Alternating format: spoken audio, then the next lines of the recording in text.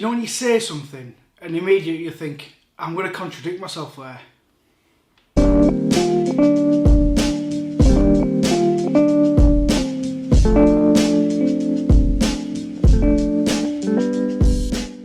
Yeah, okay. And you'll see what it is as we get into this video. Anyway, welcome back to me, Danny. And we are on to day 3 of the Spezial Spring Summer 21 drop.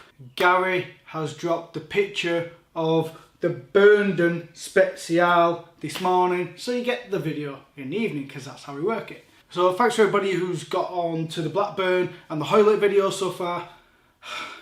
The love, it's really hard. I do it out of passion. I love the guys that say, I love it that you're passionate. I am. I love my trainers. You know I love the Spezial stuff.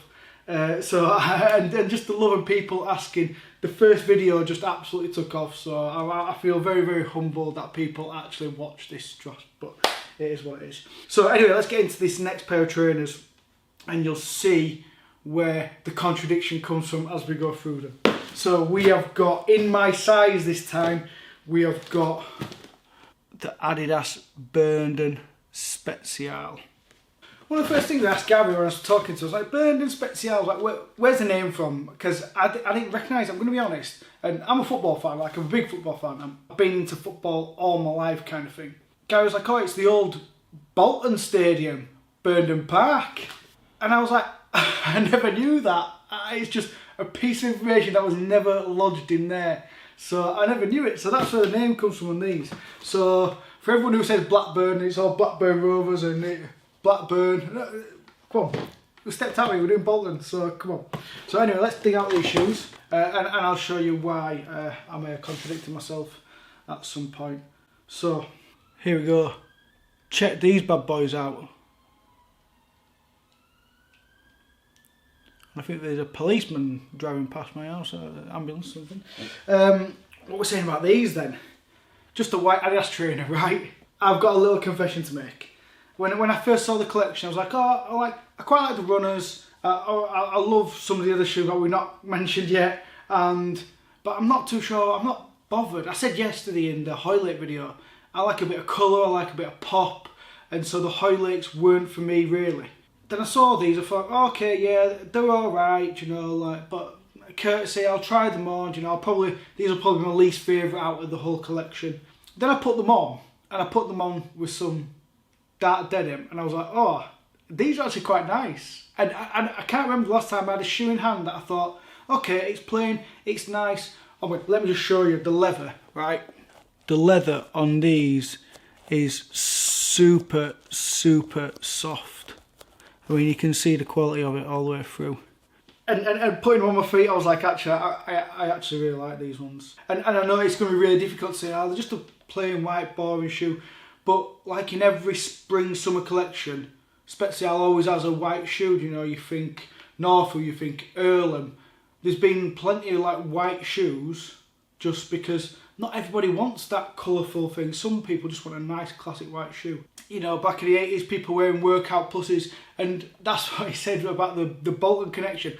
A lot of the Bolton fans just wore white, flat-soled shoes, so that was a little bit of the nod back to Bolton. He said the trick is, and I can see it after the discussion, the trick is making a white shoe and making it not look, you know, something basic or Sports Direct, or something that's a complete copy of like the Workout Plus, which is like a staple shoe. So he says it was a real challenge. Now obviously you can see elements of that kind of power phasey type looking. Probably wouldn't help I got a white t-shirt. I should probably just change my t-shirt so you can see the contrast in this.